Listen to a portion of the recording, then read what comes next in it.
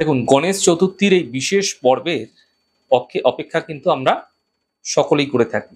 কারণ কি? গণেশজি হচ্ছে বিঘ্নহর্তা, আবার তিনি কিন্তু বিঘ্নকর্তাও বটে। তাই আপনার জীবনে যদি কোনো বিঘ্ন আসছে, তা যে কোনো কার্যে হতে পারে।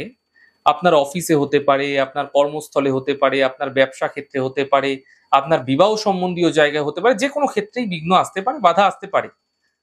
তাহলে গণেশ চতুর্থীর এই বিশেষ পর্বকে আপনারা কাজে লাগান।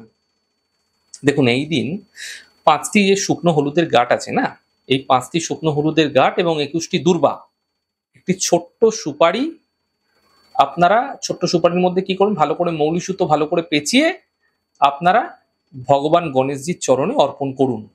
এই ৩টে জিনিস, ৫টি শুকনো হলুদের গাঁট অর্পণ করবেন, ২১টি দূর্বা অর্পণ করবেন, একটি মৌলি সুতোতে পেঁচিয়ে সুপুরি অর্পণ করবেন।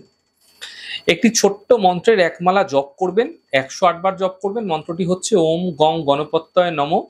এরপর আপনি আপনার বিঘ্ন যেন দূর হয়ে যায় তার মনস্কামনা জানান, প্রার্থনা জানান, এবং আপনাকে মনে মনে সংকল্প করতে হবে যে এই প্রক্রিয়া আপনি ১৭টি বুধবার করে যাবেন।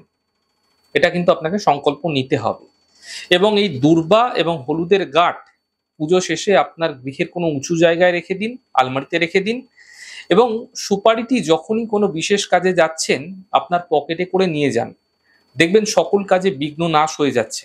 এবং এই ছোট্ট প্রক্রিয়া ৫-৬টি বুধবার করতে করতেই আপনি বুঝতে পারবেন যে আপনার বিঘ্নগুলি দূর হয়ে যাচ্ছে, বাধাগুলি দূর হয়ে যাচ্ছে। আপনার যে কাজে বাধা আসছিল মুখ্যত, সেই কাজে বাধা দূর হচ্ছে, আপনি সাফল্য পাচ্ছেন।